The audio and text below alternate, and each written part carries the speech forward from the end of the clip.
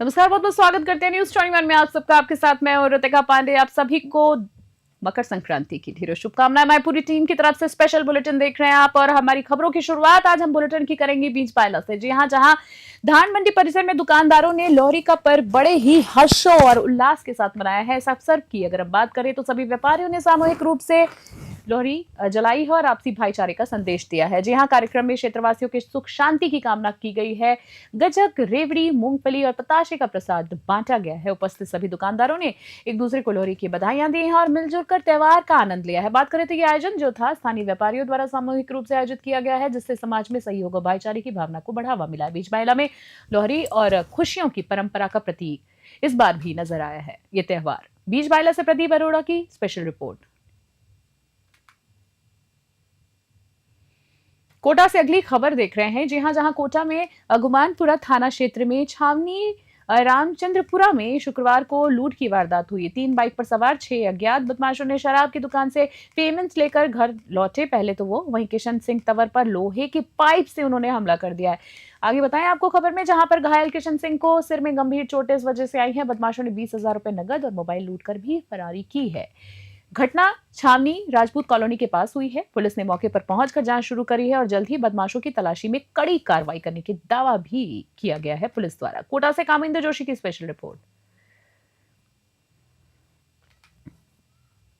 सीकर से अगली खबर देख रहे हैं। खाटू श्याम में श्री श्याम मंदिर कमेटी ने नगर पालिका प्रशासन को कचरा निस्तारण ट्रीटमेंट प्लांट की स्थापना के लिए सहमति पत्र जारी किया है। ये प्लांट जो है लगभग 10 करोड़ रुपए की लागत से तैयार होगा। नगर पालिका प्रशासन ने भी आवश्यक एनओसी जारी कर योजना को हरी झंडी भी दी है। इस अवसर पर मंदिर कमेटी की अगर बात करें तो मंदिर कमेटी से मंत्री मानवेंद्र सिंह चौहान, अध्यक्ष शक्ति सिंह, कोषाध्यक्ष रवि कुमार चौहान, पूर्व अध्यक्ष मोहन दास और खाटू श्याम व्यापार मंडल के अध्यक्ष सोनू जोशी और कोषाध्यक्ष गिरिराज मटोलिया उपस्थित रहे। नगर पालिका अधिशासी अधिकारी ओम प्रकाश चौधरी ने भी योजना का समर्थन किया।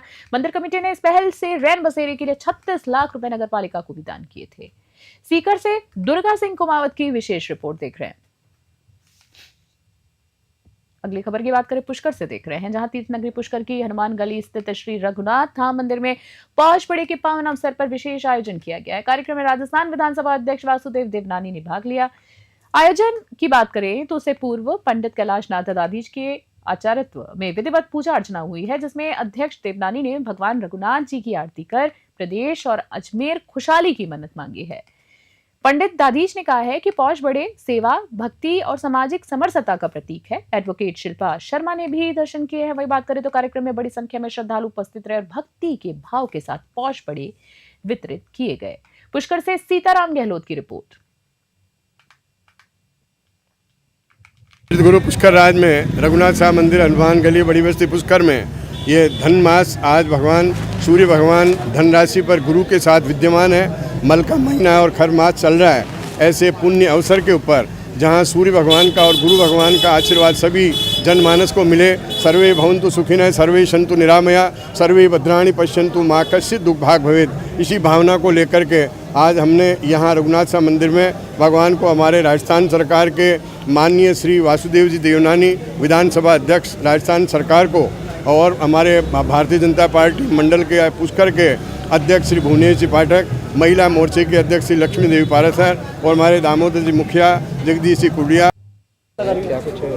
आज यहाँ रघुनाथ मंदिर में रघुनाथ राम मंदिर में हमारे यहाँ के जो पुजारी हैं माननीय कैलाश दादीज के आंगन में इनके आग्रह पर उपस्थित हुआ, आरती की, पूजा अर्चना की और ये आशीर्वाद मांगा कि मेरे स्वस्थ रहें, दीर्घायु रहें, ताकि मैं इस अजमेर की और पुष्कर की मैं सेवा करने में कोई भी कठिनाई ना आए। हम लोग सेवा करते रहें और अजमेर को एक श्रेष्ठ अजमेर बनाने में और जन सेवा करने की हमेशा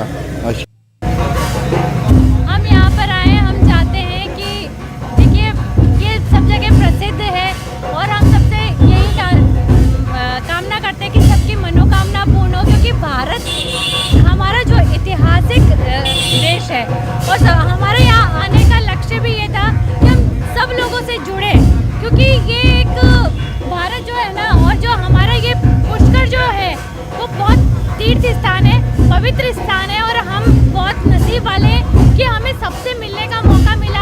हम यहाँ पर आए और हमें यहाँ पर आकर के बहुत अच्छा लगा।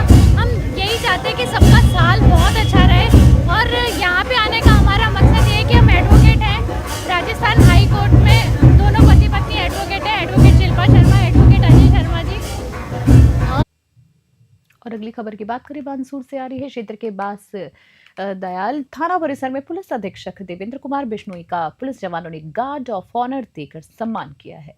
थानाधिकारी रजनी कुमारी ने उन्हें गुलदस्ता भेंट किया है। वहीं बात करें तो एसपी बिश्नोई ने थाने पर आए ग्रामीणों को संबोधित करते हुए सर्दियों में चोरी की घटनाओं से सतर्क रहने और कीमती सामान सुरक्षित रखने की सलाह दी है। उन्होंने युवाओं को नशे से दूर रहने, कानून का पालन करने और सकारात्मक दिशा में आगे बढ़ने का मार्गदर्शन दिया है। साथ ही यातायात नियमों का पालन करने, विवादों और आपसी समझ से सुलझने, जी हाँ, आपसी समझ से मामलों को सुलझाने और संदिग्ध गतिविधियों की सूचना पुलिस को समय रहते देने की भी अपील की है। जिया निरीक्षण के दौरान पुलिस स्टाफ भी मौजूद रहा। बानसूर से सतीश शर्मा की रिपोर्ट।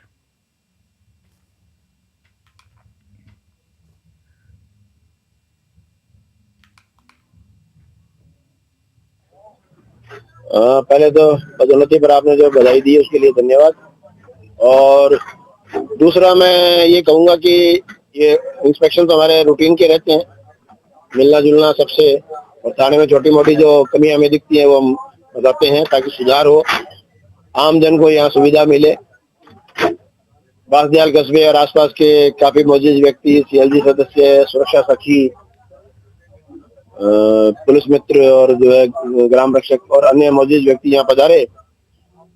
इनसे विचार विमर्श हुआ, इलाके की जो समस्याएं चल रही उन पे चर्चा की। जो दो चर्चाएं ज्यादा जरूरी हैं, एक तो जो आपसी झगड़े छोटे मोटे होते हैं सामाजिक स्तर के, उनका हम सीएलजी मेंबर के माध्यम से वही निस्तारण करें ताकि जो अनावश्यक समय खराब होता है वो इन मुकदमों में नहीं हो। खबर देख रहे हैं श्रीगंगानगर से। जहां लोहड़ी के पावन अवसर पर श्रीगंगानगर के रिद्धि सिद्धि मॉल में Lohri beats open stage talent show का आयोजन हुआ है। रंगरेज इवेंट्स में और लक्ष्मी डांस स्टूडियो में संयुक्त तत्वाधान में आयोजित इस कार्यक्रम में गायन, नृत्य और कविता का पाठ जैसी विधाओं में, जी हाँ, प्रतियोगिता ने अपनी प्रतिभा दिखाई है। देख सकते हैं विजुअल में जहाँ छोटे छोटे बच्चों ने परफॉर्मेंसेस दी है। चेतन वर्मा और पायल सांगतानी ने कार्यक्रम का संचालन किया, जबकि नृत्य प्रस्तुतियों की कोरियोग्राफी शिवम चौहान और रिया सचदेवा ने की। आयोजक की बात करें तो शेखर वर्मा और शबीर खान के प्रयास से कार्यक्रम सफल रहा। दर्शकों ने उत्साह और तालियों के साथ कलाकारों का हौसला बढ़ाया। आयोजक ने प्रतिभागियों और सहभागियों का आभार व्यक्त किया है और भविष्य में भी ऐसे आयोजन निरंतर बनाए रखने की बात उन्होंने कही है। श्रीगंगानगर से महेंद्र शर्मा की विशेष रिपोर्ट। एक छोटे सी शॉर्ट प्लानिंग पर हमने एक रंगरेज इवेंट की तरफ से लोहड़ी का महोत्सव रखा, जिसमें आज सभी लोगों ने बढ़ चढ़ कर भाग लिया। और मुझे खुशी है कि मैंने बड़े शॉर्ट टाइम में एक छोटा सा एक फंक्शन रखा और उसमें सारे गंगानगर में इतने अच्छे लोग यहाँ आए हैं और अच्छा एंजॉय कर रहे हैं। रंगरेज इवेंट कंपनी जो हमारी है उसकी सबसे बड़ी जो बात ये है कि हम शॉर्ट टाइम में हर चीज रखते हैं, फिर भी लोग इतने इकट्ठे होते हैं। और गंगानगर में मेरा कम बैक करने का मकसद यही है कि आने वाले टाइम में मैं हर महीने, हर 1-2 महीने के अंदर ऐसे अच्छे इवेंट लाता रहूंगा और लोगों को एंटरटेन करता रहूंगा। कोटा से खबर देख रहे हैं अगली। जिले में राजस्थान सरकार के शुद्ध आहार मिशन के तहत खाद्य सुरक्षा दल ने घी, तेल और नमकीन निर्माता विक्रेताओं पर कार्रवाई की। आयुक्त खाद्य सुरक्षा डॉक्टर टी शुभ मंगला और जिलाधिकारी पीयूष तमारिया के निर्देशन में निरीक्षण किया गया है। रिको इंडस्ट्रियल एरिया और रामपुरा स्थित कई फार्मों से घी, तेल के नमूने लिए गए हैं, जबकि अनसेफ पाए गए उत्पाद सीज किए गए हैं। रंगबाड़ी और हनुमानगढ़ स्थित फार्मों को रिकॉल नोटिस भेजा गया है। नमकीन निर्माता से यूज्ड तेल और गंदा नमकीन सीज किया गया है। कुल 16 नमूने जांच के लिए खाद्य प्रयोगशाला में भेजे गए हैं। दल में संदीप अग्रवाल, अरुण सक्सेना, चंद्रवीर जादौन, मोजीलाल अकुमकार शामिल रहे हैं। कोटा से कामिंदु जोशी की रिपोर्ट। अगली खबर की बात करें तो कोटा से देख रहे हैं। राजस्थान के शिक्षा मंत्री मदन दिलावर ने पूर्व शिक्षा मंत्री गोविंद सिंह डोटासरा, जी हां, पूर्व शिक्षा मंत्री गोविंद सिंह डोटासरा पर तीखा पलटवार किया। उन्होंने कहा है कि उल्टा चोर कोतवाल को डांटे। जो लोग शिक्षकों के ट्रांसफर्स के लिए पैसे वसूलते थे, वे अब हम पर उंगली उठा रहे हैं। जी हाँ, मंत्री ने कांग्रेस की भ्रष्टाचार और रिश्वतखोरी की परंपरा को उजागर करा और उजागर करते हुए डोटासरा को उस संस्कृति का मुखिया बताया है। इस बयान से राजनीति में गर्माहट बढ़ गई है और आगामी विधानसभा सत्र में इस मुद्दे पर सियासी बहस होने की संभावना है। कोटा से कामिंदु जोशी की रिपोर्ट।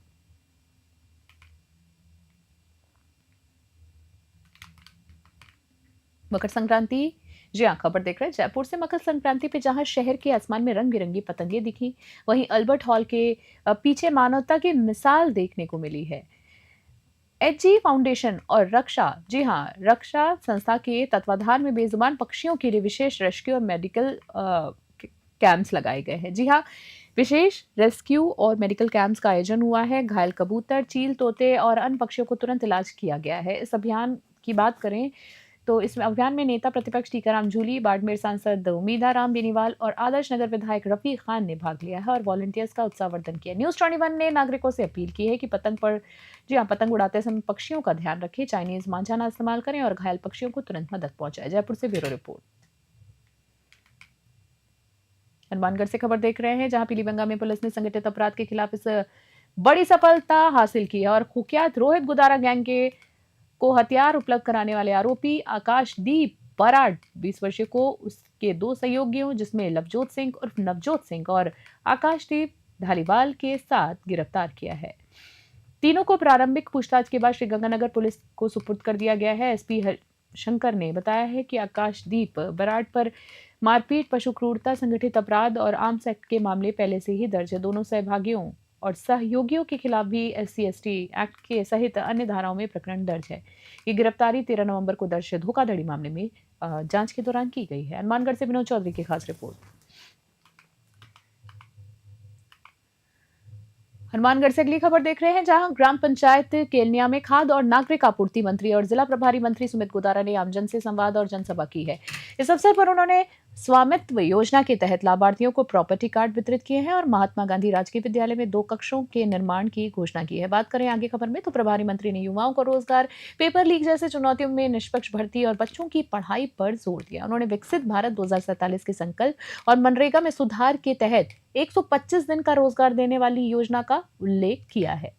गिव अप अभियान की सफलता से खाद्य सुरक्षा योजना में लाभ ज्यादा तक लोगों तक पहुंचने की संभावना है। हनुमानगढ़ से विनोद चौधरी की रिपोर्ट। सर, यहाँ पे जो जन सुनवाई के अंदर जो समस्याएं थी तो उनको आपने सुना, कौन कौन सी समस्याएं जो यहाँ पे आई थी? देखिए, समस्या तो यहाँ पे विशेष थी, पानी की टंकी की बात थी। वो जो काम है वो यहाँ पे काम शुरू हो जाएगा। और दूसरी मांग यहाँ पे आई कि स्कूल में कक्ष की कमी है, तो उसके लिए CO जिला परिषद को निर्देशित किया गया कि 20 लाख से यहाँ 2 कक्षा कक्ष की स्वीकृति जारी कर दी जाएगी। और यहाँ ग्रामवासियों द्वारा जागरूक गांव है, तो इनके द्वारा जो प्राथमिक स्वास्थ्य केंद्र है उसमें डॉक्टर के क्वार्टर्स के लिए मांग रखी गई ताकि चिकित्सक या नर्सिंग कर्मचारी वहाँ रह सके। और ये बिल्कुल, जब तक हम जहाँ भी प्राथमिक स्वास्थ्य केंद्र है वहाँ पर यदि हम उनके रहने का आवास नहीं बनाएंगे तो कैसे कर्मचारी रहेगा। ये बड़ी इन्होंने अच्छा विषय रखी और उसके लिए भी 20 लाख की निर्देशित CO जिला परिषद को कह दी। तो 2 काम यहाँ पे हमने घोषणा करी है, जो काम जल्दी क्रियान्वित होकर आमजन को सुविधा देगी। सर, एक विशेष तौर से साफ सफाई पे भी पल्लू क्षेत्र में देख सकते हो आप, बिल्कुल भी साफ सफाई नहीं है पल्लू के अंदर। माँ ब्रह्मणी का मंदिर है बहुत बड़ा। एक बात है, साफ सफाई सरकार एक तरह से एक जिम्मेवारी हम भी ध्यान रखें, ये भी एक विषय है जी कि हमारी चीज सरकार। हनुमानगढ़ के पल्लू में पुलिस ने नाकाबंदी के दौरान बड़ी कार्रवाई करते हुए 51.62 ग्राम अवैध मादक पदार्थ अफीम के साथ देवाराम पुत्र प्रेमसुख ब्राह्मण को गिरफ्तार किया है। आरोपी पल्लू से सरदार शहर जा रहा था और उसका वार्ड नंबर 13 तलिया छिड़वाई खुडियाला थाना चामू जोधपुर है। जी आपको बता दें, जहां पर पुलिस ने उसे NDPS एक्ट के तहत मामला दर्ज करे हैं उसके खिलाफ और आगे की कार्रवाई भी जारी है। मामले की जांच police RPS probationer Rajendra Gupta कर रहे हैं। वही बात करें आगे कार्रवाई में थाना प्रभारी सुरेश मील, सुनाक अली, रमेश कुमार, प्रमोद कुमार और राम कुमार भी शामिल हैं। हनुमानगढ़ से विनोद चौधरी की खास रिपोर्ट।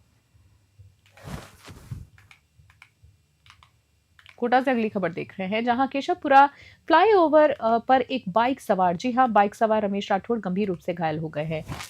बता दें आपको, वो अपनी बाइक से सीएडी की तरफ महावीर नगर जा रहे थे, तभी हवा से उड़ता हुआ चाइनीज मांझा उनकी गर्दन से टकरा गया। बता दें आपको, जहां जख्म 3-4 इंच लंबा और काफी गहरा था। मौके से गुजर रहे गिराज गौतम ने उन्हें अपनी गाड़ी में तुरंत बिठाकर कोटा मेडिकल कॉलेज पहुंचाया है और इमरजेंसी वार्ड में इलाज कराया है। मेडिकल टीम ने रमेश राठौड़ की गर्दन पर 4 से 5 टाके लगाए।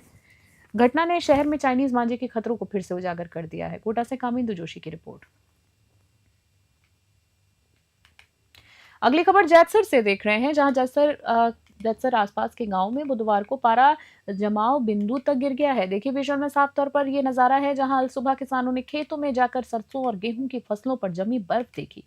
खेतों की मिट्टी, कचरे के ढेर और घरों के बाहर गाड़ियों से शीशों पर भी बर्फ जमी हुई थी। जी अगर बात करें तो ग्रामीणों ने बताया कि घरों में रखे पानी जो है, कपड़े और पेड़ पौधों की टहनियों पर भी बर्फ दिखाई दी है। किसान अल सुबह बर्फ को देख फसलों के नुकसान का अंदाजा बता रहे थे। काफी नुकसान हुआ है उनकी फसलों को, नुकसान लग रही है।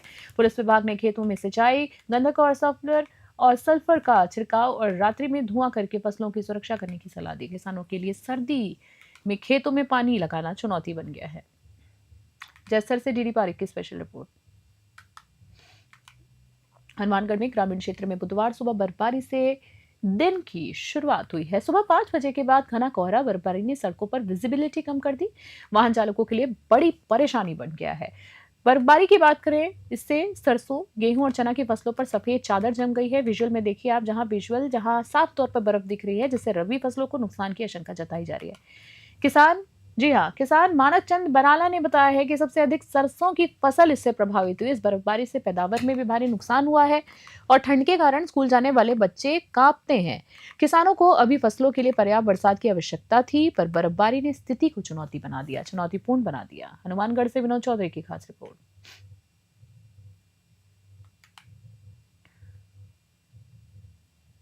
मॉर्निंग बुलेटिन में फिलहाल के लिए इतना ही। देश और दुनिया की बड़ी खबरों के लिए बने रहे न्यूज़ 21 फिलहाल के लिए नमस्कार, जय हिंद, जय भारत।